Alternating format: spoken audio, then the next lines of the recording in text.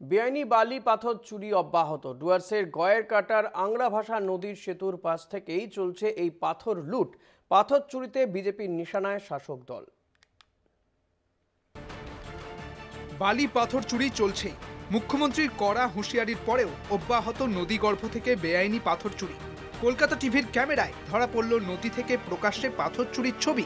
প্রশ্নের মুখে পুলিশ প্রশাসন ও বিএলআরওদের ভূমিকা। ডুয়ার্সের বানারহাট থানার অন্তর্গত গয়ের কাটার আংরাভাষা নদীর সেতুর পাশ থেকেই চলছে এই পাথর লুট। তারপর ভ্যানে করে সেগুলো নিয়ে জমা করে পাচার করা হচ্ছে অন্যত্র। আতঙ্কে নদী তীরবর্তী এলাকার বাসিন্দারা।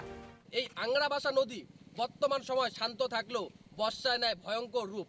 যেই এলাকার থেকে পাথর তুলছে ঠিক তার উল্টো পাশেই কিন্তু ব্যাপক ভাঙন লক্ষ্য করা যাচ্ছে। ঘটনায় রীতিমতো ক্ষুব্ধ পরিবেশ প্রেমীরা।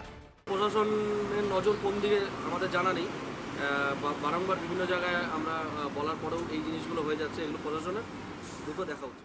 এলাকার গ্রাম পঞ্চায়েত উপপ্রধানের দাবি, নদী থেকে বালু পাথর তোলা ক্রমশই আমরা খালি খবর পাই। আমরা যখন যাই তখন আমরা দেখতে পাই না। এক, দ্বিতীয় নম্বর কথা হচ্ছে যে গ্রাম পঞ্চায়েতের কাছে পুলিশ ফোর্স নাই, যে আমরা পুলিশ ফোর্স নিয়ে গিয়ে সেটাকে উদ্ধার করি। এটা বিএলআরও এবং প্রশাসনের দেখার কথা। পুলিশ প্রশাসনের মদতেই চলছে পাচার, দাবি এলাকার বিজেপি বিধায়ক মনোজ টিগ্গারের। যারা রক্ষক তারাই হচ্ছে ভক্ষক। এবার যদি পুলিশ প্রশাসন বা বিএলআরও, ডিএম, এসডিও যদি মিলে চুরি করে, তাহলে সাধারণ মানুষ অভিযোগ জানাবে কার কাছে জানাবে?